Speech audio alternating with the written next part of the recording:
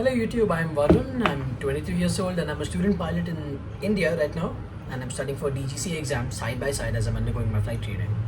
This is my first video that I'm ever recording of myself, and I'll make this an introductory video where I'm simply going to talk about myself and why I chose flying. And I'll start with why I chose flying. Okay. So my story begins many years ago when I was in 4th grade at the age of around 8 to 9, so that's like 15 years ago I think. And I flew as a passenger for the first time back then. It was a family trip to Kerala. And of course I was very scared and anxious at the time. It was one of those once in a lifetime experiences for me back then. And the sound of engines spooling up, actually leaving the earth behind and going into the air and all, it felt very unreal to me. So ever since that I had developed an obsession for aircraft, and I would just spend days and nights thinking about how they fly, how they sound. It's amazing. Now I don't live near an airport, so seeing an aircraft fly is not something I see every day. So whenever I do, I used to get really excited. I used to get goosebumps, I used to shiver, a lot of excitement. And I'm not exaggerating, this is exactly what happened when I saw an aircraft. It was a rare thing to see actually. So, just like most kids of that age, I really wanted to become a pilot when I grew up. You know, you probably felt the same, You probably know people who have felt the same if you did not. But as time passed and I grew older, I was introduced to more options and more career choices, and more importantly, me and my family, we didn't know anyone who was a pilot or anybody who worked in the aviation industry as such. So the industry felt really far away. It felt like it's something which is not for me.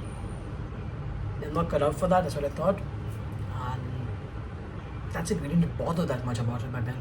And I had developed an interest for science, physics in particular, because of my interest in how planes fly. So during my school years, I really enjoyed physics. I joined the JEE rat race. I did mechanical engineering because I like physics. And yeah, I know some of you might wonder now, why not choose aerospace engineering, Varun? So, well, what can I say? You people like you know how competitive branch selection is in India. You basically have to choose what you get. That's how it is. While I was in my third year of engineering, I joined a chapter where we made remote controlled aircraft. These were pretty big actually. We had like 15 feet of wingspan. The planes were huge. And while I was making these, I studied a little bit more about aerodynamics and all. And I got really interested in aircraft once again. The spark was reignited. And then I started looking for ways on how to become a pilot. Luckily, there was a lot of information available on the internet by then. And I'm very grateful for that. So that's why I'm deciding to add some of my own findings and experiences to that huge repository of knowledge. So, yeah. I learned about the pros and cons of becoming a pilot, and I decided I'm ready to commit to this. One of the biggest cons that we're very well aware of is that we won't be able to be home every day and constantly move from one place to another. I accept that. I did engineering in a college far away from home, so I didn't see my family for 4 years and I kind of missed them a lot.